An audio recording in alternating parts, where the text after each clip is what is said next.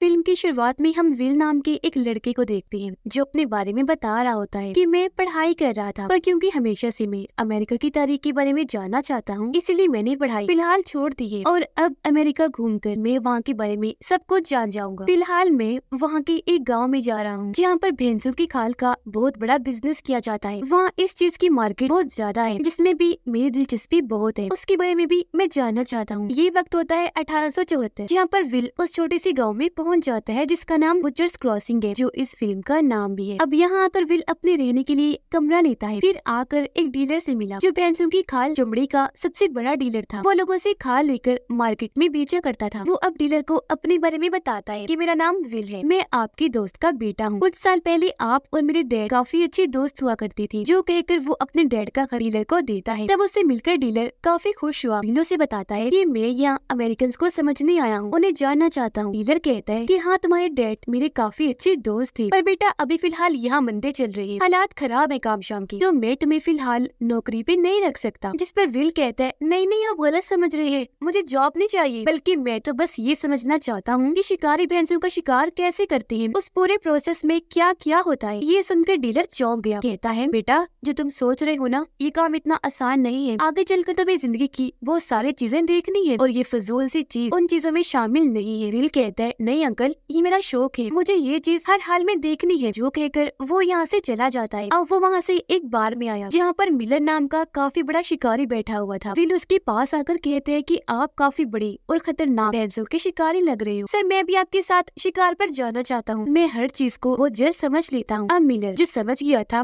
कि विल यहाँ पर चीजें देखने आया है, वो विल को अपने पास बिठा लेता है। तब बार की मालिक लड़की उनके लिए शराब लेकर आती है। वो मिलर को बताता है कि मैंने इस बारे में डीलर से भी बात की थी, पर उसने तो साफ साफ मना कर दिया। मिलर कहता है कि हाँ हाँ, वो ऐसा ही है, दरअसल अब बूढ़ा हो चुका है ना, इसलिए। विल पूछता है कि इस बार आप शिकार पर कहाँ जाने वाले हो। मिलर ने जवाब दिया कि हफ्तों का सफर तय करने के बाद एक पहाड़ी इलाका आएगा, हम इस बार वहाँ जाएंगे शिकार के लिए, क्योंकि वहाँ हजारों की तादाद में जंगली भैंसें होती है, पर इस मिशन पर हमें कई सारे हथियारों और सामान की जरूरत पड़ेगी। विल पूछता है कि सब पर टोटल कितना खर्चा आ जाएगा। मिलर कहता है कि $600 तक लग जाएगी, और घबराना नहीं लड़के, जब हम वापस आएंगे ना तो हमें हजारों डॉलर्स का फायदा होगा। थोड़ा सोचने के बाद विल कहता है कि मैं जिस खोज के लिए यहाँ आया हूँ वो मेरा एक जुनून है, और जुनून का कोई मोल नहीं होता। इस मिशन में पैसे मेरे लिए कोई मायने नहीं रखते, तो मैं इसके लिए तैयार हूँ। जिस पर मिलर उसके साथ हाथ मिलाकर ये डील पक्की कर लेता है, और अभी लोग फिर से मिलकर शराब पीते हैं। रात के वक्त विल दोबारा से बार में आया जहाँ लोग नाच गाना करके खुश हो रहे थे। विल को बार की मालिक कहती है कि तुम मुझे बहुत पसंद हो, और उसे अजीब लगा। वो यहाँ से चला जाता है। अगले दिन जब ये सारे बार में आए, मिलर यहाँ विल को अपने दो साथियों से मिलवाता है। वो एक ही तरफ इशारा करके कहता है कि ये मेरा साथी स्किनर है, भैंसों का शिकार होने के बाद ये उनके जिस्मों पर से खाल उतारने का काम करता है, और दूसरा साथी एक कुक है जो हमारे साथ इस सफर में खाना बनाने का काम करेगा। स्किनर यहाँ मिलर को कहता है कि तुम जिस पहाड़ी इलाके पर शिकार करने के लिए जाने की बात कर रहे हो ना, वहाँ जाना काफी मुश्किल और खतरों से भरा हुआ है, क्योंकि रास्ता बहुत लंबा है जिस बीच तूफान, लुटेरों और खाइयों के बहुत खतरे हैं। मिलर कहता है पर वहाँ जाने में हमें काफी फायदा होने वाला है, क्योंकि वहाँ हजारों की तादाद में भैंसें होती है। स्किनर कहता है अच्छा ठीक है, पर मुझे इस चीज से फर्क नहीं पड़ता, अपने काम की मैं $60 लूंगा, इसके अलावा तुम कितना मुनाफा कमाते हो मुझे उसमें से हिस्सा नहीं चाहिए। जिस पर विल और मिलर दोनों राजी हो जाते हैं, और इसी दिन की दोपहर की वक्त वो शिकार के लिए निकल जाते हैं। चारों लोग अपने अपने सामान के साथ आगे बढ़ रहे थे। मिलर को रास्ता पता था, तो वो भी सबसे आगे बढ़ रहा था। रास्ते में रुक रुक कर ये लोग शिकार करते हैं। तब कुक इनके लिए खाना बनाता है, और ये लोग जो सफर करके थक गए थे भूख मिटाने के लिए खाना खाते हैं। अगले दिन दोबारा से जब ये सफर शुरू कर रहे थे, तो स्किनर को लगता है जैसे मिलर रास्ता भूलने लगा है, लेकिन फिर भी उसके पीछे पीछे ये लोग आगे बढ़ते रहते हैं, और इनका ये वाला सफर भी काफी दिन तक चलता रहता है। जहाँ एक दिन ये लोग एक घर के पास पहुँचे। अंदर जब ये जाने लगे तो देखते हैं कि घर में एक लाश है, जो देखकर सभी काफी डर जाते हैं। रेगिस्तान में जब ये लोग थे तो घोड़ा गाड़ी पर बैठकर वहाँ एक औरत आई जो इन लोगों से मदद मांगती है, पर मिलर उसे वहाँ से जाने के लिए कहता है। विल कहता है कि मुझे ये बेचारी बेबस लग रही है, हमें इसकी मदद कर देनी चाहिए, पर मिलर ने मना कर दिया। ये देखकर औरत अपने गन निकाल लेती है। तब मिलर उससे पहले ही गन तान कर कहता है कि चुपचाप यहाँ से चली जाओ, वरना अभी गोली मार कर खत्म कर दूंगा तुम्हें। इसलिए अब औरत को वहाँ से जाना पड़ता है। यहाँ स्किनर अब विल को बताता है कि हमने उसकी मदद क्यों नहीं की। उसका कहना था कि इस तरह की औरतें लोगों को मारने के बाद उनका सामान चुरा लेती है। अब मिलर चारों तरफ देखने लगा, ऐसा लग रहा था जैसे वो कंफ्यूज हो कि किस तरफ जाना है, जो चीज स्किनर ने भी नोटिस कर ली थी। तो अब वो बोल ही पड़ता है कि मिलर, मैं जानता हूँ तुम रास्ता भूल गए हो, और अब न जाने हमें कहाँ लेकर चले जाओगे। होंगे। मिलर कहते हैं ऐसी बात नहीं है समझी, मैं इस जगह से बहुत अच्छे से वाकिफ हूँ और देखना मैं तुम्हें बिल्कुल सही जगह पर लेकर जाऊंगा। स्किनर कहता है पर एक मसला है, हमारा पानी खत्म हो गया है, आगे सफर के दौरान हमें पानी ना मिला तो हमें काफी मुश्किल का सामना करना पड़ सकता है। और अभी लोग फिर से आगे बढ़ने लगते हैं। जहाँ मिलर रास्ता समझने की कोशिश कर रहा था तो अब इन लोगों का प्यास की वजह से बुरा हाल हो रहा था। सबसे ज्यादा हालत विल की खराब हो जाती है, वो काफी कमजोरी महसूस कर रहा था। उसका घोड़ा जब नदी से होकर गुजर रहा था तो विल की हालत इतनी खराब हो जाती है कि वो तालाब में गिर जाता है, जिस बीच उसे भैंसों और बार की मालिक की ख्याल आने लगते हैं। ये देखकर मिलर जल्दी से उसके पास आया, कहता है कि हौसला रखो, संभालो खुद को, हमारे साथ साथ रहो, अगर तुम हमसे अलग हो गई तो यहाँ पर गुम हो जाओगी। और अब क्योंकि इन्हें इस तालाब का पानी मिल चुका था तो ये काफी खुश थी, अपनी प्यास बुझाकर आगे बढ़े। और अब ये लोग तकरीबन उस पहाड़ी इलाके के करीब पहुँच गए थे, पर क्योंकि ये जगह ऊंची नीची थी इसलिए बड़ी मेहनत से धक्का लगाकर अपनी गाड़ियों और सामान को ऊपर चढ़ाते हैं। जिसके बाद ये उस पहाड़ी इलाके जहाँ इन्होंने जाना था उसके बिल्कुल सामने आ जाते हैं। मिलर कहते हैं कि ये जगह बिल्कुल सही है, हम यही रहते हैं। और क्योंकि अपनी मंजिल पर आ गई थी तो काफी खुश हो जाती है। जहाँ इन्हें हजारों की तादाद में भैंसी नजर आई, पर क्योंकि ये काफी थक गई थी तो कहती है कि आज हम आराम करेंगे, शिकार करने कल चले जाएंगे। पर मिलर इनसे कहता है कि थोड़ा आराम करने के बाद तुम अपनी अपनी तैयारी कर लो। स्किनर यहाँ विल से पूछता है कि तुम्हें यहाँ आकर कैसा लग रहा है। विलन मुस्कुराते हुए कहता है कि सब कुछ बहुत अच्छा है, मैं बहुत अच्छा महसूस कर रहा हूँ और मुझे लग रहा है कि यहाँ पर शिकार करने का बहुत मजा आएगा। फिर वो मिलर से पूछता है कि तुम्हें शिकार करना क्यों पसंद है, हालांकि इसमें पैसे मिलने की पूरी गारंटी भी नहीं होती, नुकसान भी हो सकता है, फिर भी तुम ये काम करते हो क्यों? पर मिलर फिलहाल उसकी बात का कोई जवाब नहीं देता। अगले दिन मिलर भैंसों का शिकार करने के लिए अपनी गोलियों को तैयार करने लगा। वो उनमें खतरनाक बारूद और जहर भर रहा था। ये देखकर विल उसके पास आया, काफी दिलचस्पी लेकर ये सब देखने लगता है। मिलर उसे बताता है कि जब हम भैंसों का शिकार कर रहे होते हैं तो वो चीज काफी मुश्किल होती है, उसमें बहुत मेहनत लगती है। सबसे पहली मेहनत तो ये जो तुम देख रहे हो, गोलियों में जहर बारूद कितनी मुश्किल से भरना पड़ता है, साथ ही शिकार वाली जगह पर भी काफी खतरा होता है और यही चीज मुझे काफी पसंद है। यही वो वजह है कि मैं भैंसों का शिकार करता हूँ, क्योंकि ये चीज मेरे लिए एक खेल ही है और खतरों से खेलना मुझे बहुत पसंद है। अब जब ये एक जगह पर आए तो वहाँ हजारों की तादाद में भैंसें थी। मिलर अपना निशाना लगाकर एक भैंस को शूट कर देता है। अब गोली उसे लग तो गई पर वो दोबारा से भागने लगी। विल कहते हैं ओ आपने अपना निशाना मिस कर दिया। तब मिलर बड़े यकीन के साथ कहता है बेटा मैं निशाना कभी मिस नहीं करता, सवाल ही पैदा नहीं होता कि मिलर का निशाना चूक जाए। वो देख और अब जब विल देखता है वो भैंस जहर के असर की वजह से बेहोश होकर वहीं गिर जाती है। जिसके बाद मिलर और भी कई सारी भैंसों पर निशाने लगा कर उनका शिकार करता है, जिससे देखते ही देखते वहाँ भैंसों की लाशों के ढेर लग जाते हैं। ये चीज देखकर विल को भी काफी मजा आता है, इसलिए वो अपने लिए भी गन तैयार करता है और अब ये दोनों मिलकर कई सारी भैंसों को मार देती हैं, जिससे इन्हें काफी मजा आता है। जब लाशों के ढेर के पास स्किनर आया और सबकी खाल उतारने लगता है, ये चीज वो विल को भी सिखा रहा था। ऐसे फिर कई दिन और गुजर गए जहाँ ये लोग भैंसों का गोश्त खुद खा लिया करते थे, जबकि खालों को अपने पास जमा कर रहे थे। विल देखता है कि कुक जब स्किनर के लिए खाना बना रहा होता है तो वो उसमें कोई चीज मिला देता है। ऐसा उसने पहले भी कई बार किया था, जो चीज विल को अजीब तो लगी पर उसने नजरअंदाज कर दिया। रात को जब ये लोग एक साथ बैठे थे तो विल मिलर से कहता है कि मेरे ख्याल से अब हमें यहाँ से निकलना चाहिए, जिसके लिए मिलर ने साफ साफ मना कर दिया। कहता है कि अभी कहाँ, अभी तो शिकार की शुरुआत हुई है लड़के, आगे बहुत कुछ बाकी है। अब खाना खाते ही स्किनर की तबीयत खराब होने लगी, उसके पेट में जोरों का दर्द हो रहा था। अगले दिन विल खुद से अपना पहला शिकार करता है, पर इसमें उसे तकलीफ हुई क्योंकि उसके मुंह से खून निकल आया था। जिसके बाद वो और मिलर दोनों मिलकर बहुत सारी भैंसों का शिकार करते हैं, जिनकी भी स्किनर खाल निकाल लेता है। फिर वो मिलर से कहता है कि हमने बहुत सारी भैंसों का शिकार भी कर लिया है और उनकी स्किन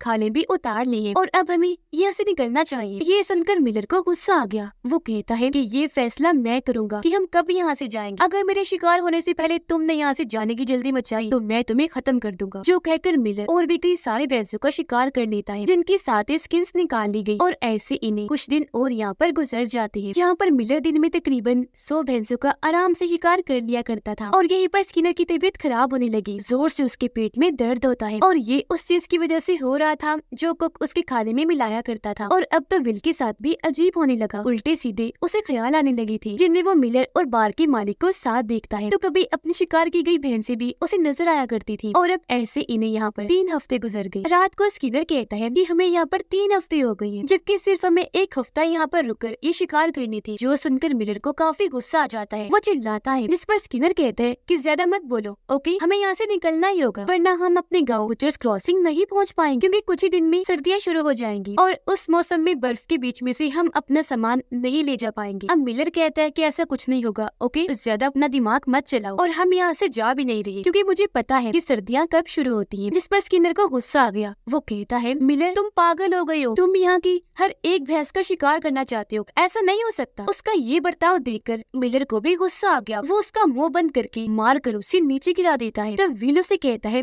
कि स्किनर ठीक ही तो कह रहा है, हमें यहाँ से चलना चाहिए। मिलर जवाब देता है कि मैं यहाँ पर शिकार करने आया हूँ और जब तक वो पूरा नहीं होगा मैं तुम या कोई भी यहाँ से नहीं जा सकते। जिसके अगले ही दिन मिलर के शिकार का सिलसिला दोबारा शुरू हो गया, जिसमें जमीन पर कई जगहों पर लाशों के ढेर लग जाया करते थे। वहाँ से थोड़ा आगे आकर मिलर कहता है कि मैं अब इससे भी आगे जा रहा हूँ शिकार करने क्योंकि वहाँ तकरीबन 200 भैंसें होंगी। जो बोलकर वो आगे बढ़ गया जहाँ सच में कई सारी भैंसें। पर उसके इस पागलपन से अब विल भी परेशान हो गया था। वो कहता है कि तुम अपने भैंसों के शिकार को लेकर पागल हो गए हो। पर अब मिलर आगे बढ़कर दूर से भैंसों पर गोलियां चलाने लगता है, जिससे डरकर वो वहाँ से भागने लगे। तो मिलर भी उनके पीछे पीछे जाने लगता है। पर भैंसें जिनकी स्पीड काफी तेज थी वो दौड़ निकल आती है और इस चीज से मिलर को बहुत गुस्सा आ जाता है, जो सारा वो अपने साथियों पर भड़क कर निकालता है। अब तभी विल के हाथ पर आसमान से बर्फ आकर गिरी, यानी कि सर्दियों की शुरुआत हो गई थी, जिसके देखते ही देखते वहाँ बर्फ का तूफान आने लगा। इसलिए ये लोग अपना सामान समेटने लगते हैं और क्योंकि शुरू में ठंड बहुत ज्यादा ही थी इसीलिए विल संभल नहीं पाता, उसकी तबीयत खराब होने लगती है। इसलिए मिलर उसे भैंसों की खालों के नीचे सुला देता है। अब काफी देर के बाद जाकर ये तूफान रुकता है, जहाँ ये लोग निकलने की तैयारी करने लगे। मिलर कहता है कि ठंड से हम मर न जाए तो इसके लिए हमें यहाँ पर आग की जरूरत है, इसलिए अब ये लोग जैसे तैसे वहाँ पर आग जलाते हैं। मिलर कहता है कि मैंने कहा था ना कि निकलते हैं, लो देखो सर्दियाँ आ गई है, अब हम यहाँ पर फंस गए हैं। विल कहता है पर अभी भी हम यहाँ से निकल सकते हैं। जो सुनकर मिलर ने जवाब दिया कि नहीं निकल सकते, अब तो सर्दियाँ खत्म होने से पहले ऐसा हो ही नहीं सकता क्योंकि बर्फ में हम अपना सामान लेकर आगे बढ़ ही नहीं सकते और अब हमें सर्दियाँ खत्म होने का इंतजार करना पड़ेगा, उससे पहले हमारे यहाँ से निकलने का सवाल ही पैदा नहीं हो। विल कहता है हम आराम आराम से चलकर यहाँ से निकलने की कोशिश करेंगे। मिलर फिर से कहता है कि ये भी मुमकिन नहीं क्योंकि हम जैसे थोड़ा आगे बढ़ेंगे फिर से तूफान आ जाएगा, तो मजबूरन हमें वहाँ पर रुकना पड़ेगा और ऐसे में सबसे ज्यादा हालत भी तुम्हारे ही खराब होगी, इसलिए अब हमारे पास इंतजार करने के अलावा और कोई रास्ता नहीं है। और अब ऐसे ही इन लोगों को कई दिन और गुजर गए। अब भी मिलर शिकार करना नहीं छोड़ता, भैंसों को मार कर वो खाने के लिए लाता है, जो हमेशा की तरह कुक का खाना खाने के बाद स्किनर के पेट में दर्द होने लगता है, पर पहले से भी ज्यादा। अगले दिन विल जब एक जगह पर आया तो उसे अपने सामने एक भैंस खड़ी हुई दिखती है, जो अगले पल वहाँ नहीं थी क्योंकि वहाँ पर कोई भैंस थी ही नहीं। ये तो बस उसका ख्याल था क्योंकि इनका ये सफर इतना डिस्टर्ब कर रहा था कि अब तो इन्हें उल्टे सीधे ख्याल आ रहे थे। एक रात स्किनर मिलर को कहता है अब निकलने की तैयारी करनी चाहिए, क्या ख्याल है, क्योंकि कुछ दिन के बाद सर्दियाँ खत्म हो जाएंगी। मिलर कहता है अभी नहीं, जब सर्दियाँ पूरी तरह से खत्म हो जाएगी तब। जो सुनकर स्किनर भड़क उठा क्योंकि उसके पेट का बुरा हाल था। और अब एक दिन स्किनर को वो दवाई मिल ही जाती है जो कुक खाने में मिलाया करता था, जिसे खाकर उसके पेट में मसला शुरू हो जाया करता था। दवाई को स्किनर कुक को लाकर दिखाता है, कहने लगा तो अच्छा ये मिलाया करते थे तुम मेरे खाने में, तभी तो मैं सोच रहा था कि तुम्हारा पकाया खाना खाने से सिर्फ मुझे ही दर्द क्यों होती थी। कुक यहाँ माफी मांगता है पर स्किनर जो काफी भड़का हुआ था वो कुक को मारने लगा, इतना ज्यादा मारता है कि उसकी हालत खराब हो गई और फिर वो मर ही जाता है। ये देखकर मिलर और विल यहाँ पर आए, जिन्हें स्किनर ने सारी बात बता दी। कहता है कि इसलिए किया ये सब क्योंकि इसने मेरी जान लेने की कोशिश की, वो दवाई मेरे खाने में मिलाकर। मिलर कहता है अब हमें इसे दफन करना होगा। फिर अगली ही सुबह ये लोग कुक को दफन कर देते हैं। दुखी होते हुए उसे याद करने लगते हैं। अब देखते ही देखते सर्दियाँ खत्म हुई और अगला मौसम शुरू हो जाता है। जैसे बर्फ खत्म होना शुरू हुई ये लोग अपनी गाड़ियाँ लेकर आगे बढ़ने लगे, जो भैंस की खालों से भरी हुई थी, पर इन्हें अपनी गाड़ियाँ चढ़ाने और उतारने में काफी मुश्किल पेश आती है। लेकिन जैसे तैसे ही पहाड़ी की उस तरफ जाकर आगे बढ़ने लगे। मिलर कहता है कि इस बार हम बुचर्स क्रॉसिंग में जाकर माला माल हो जाएंगे, हमें खूब मुनाफा होगा। और अभी लोग एक खाई पर से गुजरने वाले थे। ऊंचाई की वजह से काफी दिक्कत का सामना करना पड़ रहा था और तभी घोड़ा इनकी मालगाड़ी से अलग हो जाता है, जिससे स्किनर और खालों से भरी हुई गाड़ियाँ नीचे खाई में जाकर गिर जाती है और इस हादसे में स्किनर की मौत हो जाती है। ये देखकर दोनों को काफी बुरा तो लगा, पर अब वो घोड़ों पर बैठकर अपना सफर शुरू कर देते हैं। जल्दी अपने गाँव बुचर्स क्रॉसिंग में पहुँच गयी, जहाँ आकर इन्होंने देखा कि गाँव के सभी घर खाली है, अब यहाँ पर कोई भी नहीं है। ये दोनों अब डीलर के घर आए। मिलर उससे पूछता है कि यहाँ पर क्या हुआ। अब वो उनको देखकर काफी चौंक गया। कहता है कि तुम दोनों जिंदा हो, मुझे लगा था मर गए होगे। मिलर उसे कहता है जानती हो इस बार मैं बहुत बड़ा शिकार करके आया हूँ, हमारे पास भैंसों की खालों का ढेर है। ये सुनकर डीलर हंसने लगा। कहता है मगर अब तुम्हारा ये बड़ा शिकार किसी काम का नहीं, क्योंकि भैंसों की खालों की डिमांड कारण मांग खत्म हो गई है। यही वजह है